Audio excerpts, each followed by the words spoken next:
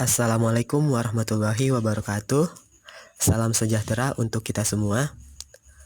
Oke, selamat pagi saya ucapkan kepada Bapak Danis Kuirira Octavio, Sarjana Ekonomi, Master of Science. Dan juga selamat pagi untuk teman-teman semuanya. Oke, perkenalkan nama saya Hari Riyadi sebagai moderator dan dengan rekan saya Rastiati. Kami dari kelompok 11 akan mempresentasikan materi yang berjudul promosi dan penentuan barang dan jasa. Komunikasi pemasaran terintegrasi. Strategi komunikasi pemasaran terintegrasi berfokus pada kebutuhan pelanggan untuk menciptakan pesan promosional yang terpadu mengenai barang atau jasa sebuah perusahaan. Media yang digunakan dalam komunikasi pemasaran terintegrasi meliputi media elektronik, media cetak, surat langsung, kemasan, display toko, promosi penjualan, presentasi, media online, interaktif. IMC mengidentifikasikan kebutuhan konsumen, kemudian menunjukkan bagaimana produk perusahaan memenuhi kebutuhan tersebut. Para pelaku pemasaran memilih media promosional yang paling efektif untuk menarik pelanggan. Kerja tim dan rencana promosional yang matang untuk mengordinasikan komponen strategi. IMC adalah elemen penting program ini. Bauran promosional. Bauran promosional atau promotional mix terdiri atas dua komponen, penjualan personal dan penjualan non-personal, yang digabungkan oleh pelaku pemasaran untuk memenuhi kebutuhan pelanggan, target perusahaan. Penjualan personal atau personal selling adalah bentuk promosi paling mendasar, presentasi promosional langsung di hadapan pembeli potensial.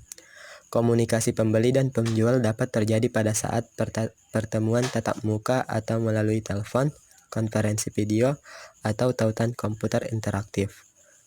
Penjualan non-personal atau non-personal selling terdiri atas iklan, promosi penjualan, pemasaran langsung, dan hubungan masyarakat. Iklan adalah bentuk penjualan non-proporsional yang paling populer.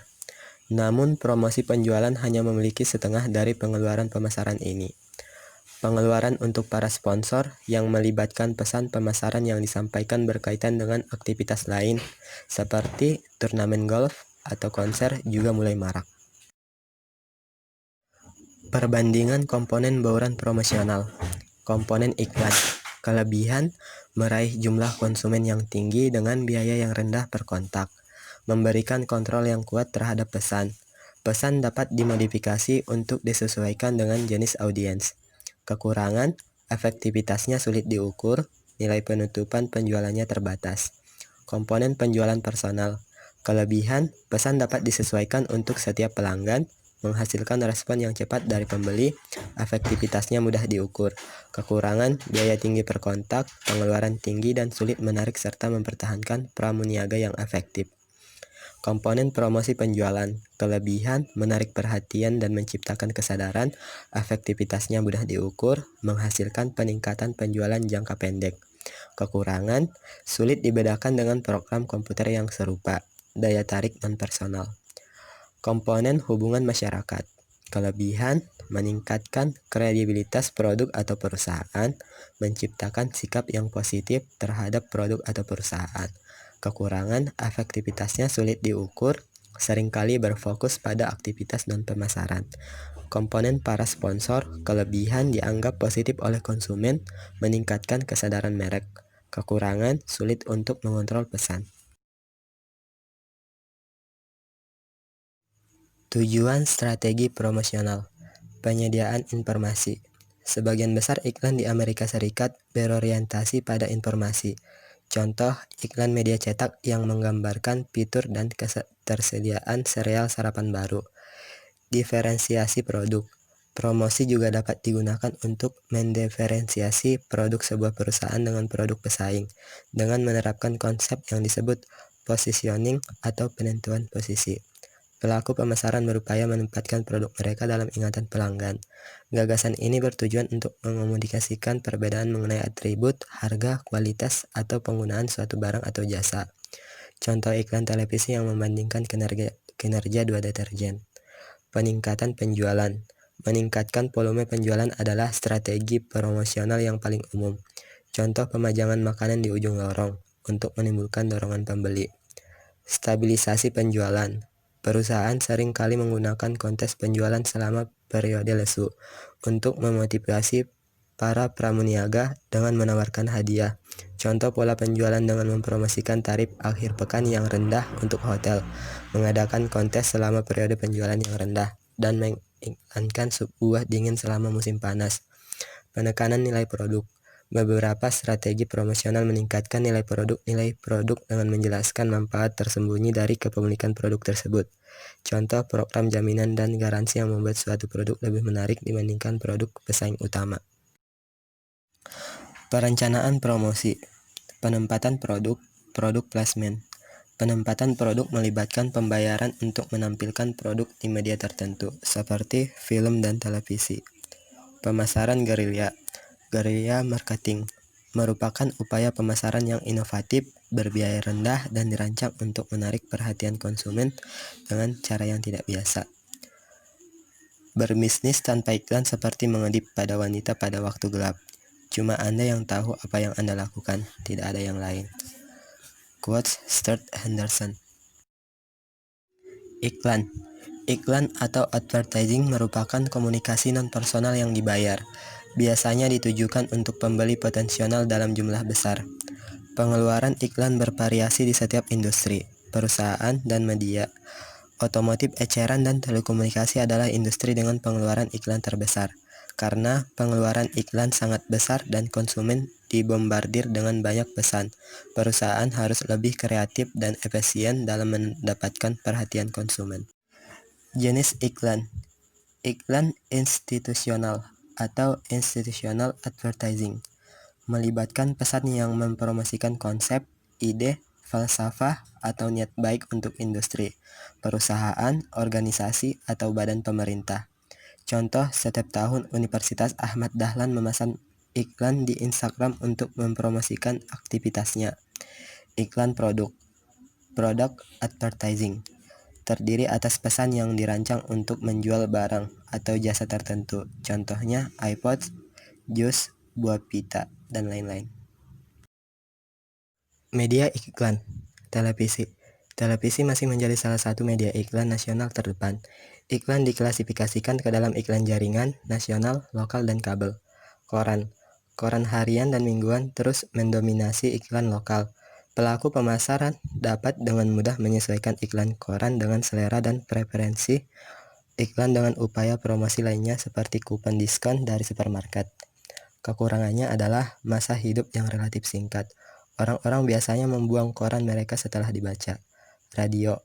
Pemasang iklan menargetkan pendengar ketika mereka berangkat kerja dan pulang ke rumah. Hasilnya, waktu berkendara di pagi hari dan malam hari menunjukkan tarif iklan tertinggi. Majalah. Majalah adalah pilihan alami untuk iklan yang ditargetkan. Pembeli media mempelajari demografis pelanggan dan memilih majalah yang menarik pembaca. Surat langsung. Walaupun surat langsung berbiaya mahal untuk setiap orang, perusahaan kecil dapat menghemat biaya dengan melakukan kampanye surat langsung dibandingkan memasang iklan di televisi atau koran. Daftar alamat adalah inti dari iklan surat langsung, dengan teknik penggalian data atau data mining untuk membuat segmentasi pasar. Pelaku pemasaran surat langsung membuat profil yang menunjukkan sifat konsumen yang akan membeli produk mereka. Lanjut lagi, iklan luar ruangan. Bentuk iklan ruangan yang banyak dijumpai seperti papan reklame, papan merek di stasiun transit, toko, bandara. Para pemasang iklan sedang mencari bentuk baru media iklan ini. Banyak diantaranya melibatkan teknologi. Iklan luar ruangan memiliki beberapa kelemahan. Media tersebut memerlukan pesan singkat dan papan sharing kalau dirusak oleh kelompok preservasi dan konservasi. Iklan internet. Media online dan interaktif telah mengubah wajah iklan. Dimulai dengan iklan spanduk yang sederhana, iklan internet telah menjadi semakin kompleks dan canggih. Sponsorship. Melibatkan penyediaan dana untuk mendukung acara olahraga atau budaya dengan imbalan asosiasi langsung dengan cara tersebut. Sponsor memperoleh untung dengan dua cara, pemasaran bagi penonton acara tersebut dan asosiasi dengan citra aktivitas tersebut. Pilihan media lain. Selain media besar, perusahaan melakukan promosi melalui media lain, seperti informasial dan media khusus. Infomersial adalah bentuk pemasaran langsung yang disiarkan. Acara berdurasi 30 menit ini sama dengan acara televisi biasa, namun ditujukan untuk menjual barang atau jasa seperti pelatihan olahraga, produk perawatan kulit, atau peralatan dapur. Promosi penjualan, sales promotion, terdiri atas promosi seperti kupon, sampel produk, dan diskon harga yang mendukung iklan dan penjualan personal. Pengecer dan produsen menggunakan promosi penjualan untuk menawarkan insentif tambahan untuk konsumen, di luar keuntungan jangka pendek berupa peningkatan penjualan. Promosi penjualan juga dapat membantu pelaku pemasaran membangun ekuitas merek dan meningkatkan hubungan pelanggan. Promosi yang berorientasi pada konsumen. Tujuan promosi ini adalah untuk membuat pelanggan baru dan lama mencoba atau membeli produk. Selain itu, para pelaku pemasaran ingin mendorong pembelian ulang dengan memberikan hadiah kepada pengguna lama, meningkatkan penjualan komplementer, dan mendorong keinginan untuk membeli. Premium, kupon, diskon, dan sampel. Premium, barang yang dibagikan secara gratis atau dengan harga miring jika membeli produk lain.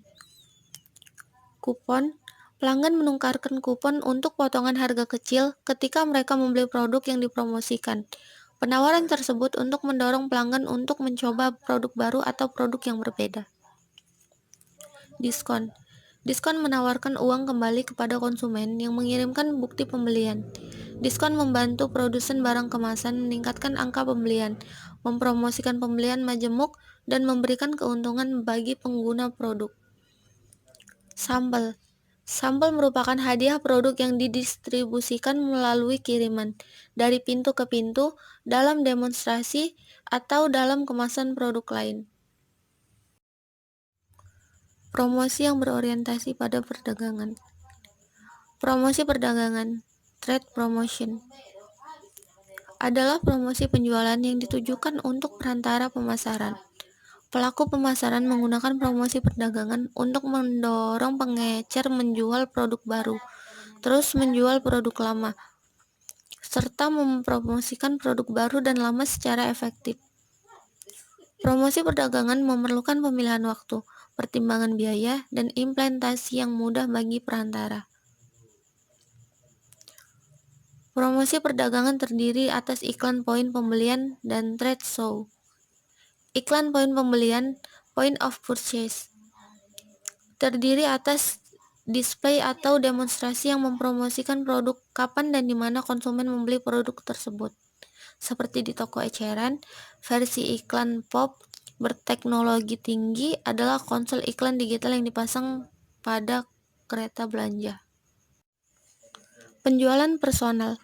Banyak perusahaan menganggap penjualan personal presentasi promosial dari orang ke orang kepada pembeli potensial sebagai kunci efektivitas pemasaran. Bagaimana pelaku pemasaran memutuskan untuk menjadikan penjualan personal sebagai komponen utama bauran pemasaran perusahaan mereka? Secara umum, perusahaan menekankan penjualan personal dibandingkan iklan atau promosi penjualan dengan 4 syarat sebagai berikut. Pelanggan berjumlah relatif sedikit dan terkonsentrasi secara geografis. Produk kompleks, melibatkan trade-in atau tukar tambah atau memerlukan penanganan khusus. Produk tersebut memiliki harga yang relatif tinggi. Produk tersebut berpindah melalui jalur distribusi langsung. Tugas penjualan, pemrosesan penjualan, order processing. Pramuniaga mengidentifikasi kebutuhan pelanggan, menunjukkan barang untuk memenuhi kebutuhan tersebut, dan memproses pesanan. Personel alur penjualan memproses pesanan untuk barang konsumen. Memeriksa persediaan di toko, melaporkan persediaan kepada manajer toko, melakukan penjualan. Penjualan kreatif, mempromosikan barang atau jasa yang manfaatnya belum dirasakan atau keputusan membeli barang tersebut memerlukan analisis alternatif. Penjualan misionaris, praktik di mana agen mempromosikan niat baik untuk perusahaan atau memberikan bantuan teknis atau operasional bagi pelanggan. Telemarketing, penjualan personal yang dilakukan melalui telepon, memberikan pendapatan yang tinggi, respon chat, dan berpeluang untuk pembicaraan dua arah.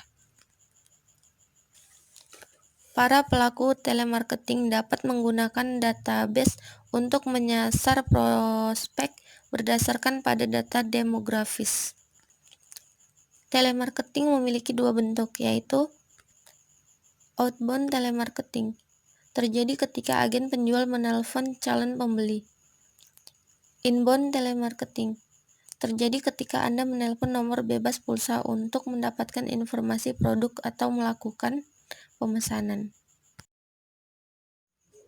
Proses penjualan, prospek dan kualifikasi, mengidentifikasi pelanggan potensial, pendekatan mempersiapkan, wawancara penjualan, presentasi, memberitahu seluk-beluk produk, demonstrasi, melibatkan pelanggan dalam presentasi, penanganan, keberatan menjawab pertanyaan prospek, penutupan, meminta pesanan, tindak lanjut, berterima kasih kepada pelanggan dan memulai proses mempertahankan hubungan yang saling menguntungkan dan saling menghasilkan penjualan pada masa mendatang.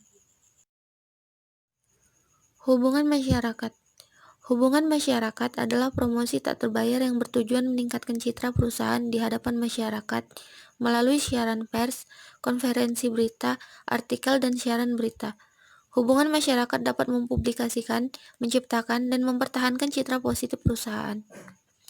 Publisitas, stimulasi permintaan barang, jasa, tempat, ide, orang, atau organisasi dengan menyebarkan berita atau mendapatkan presentasi media yang positif tanpa mengeluarkan biaya.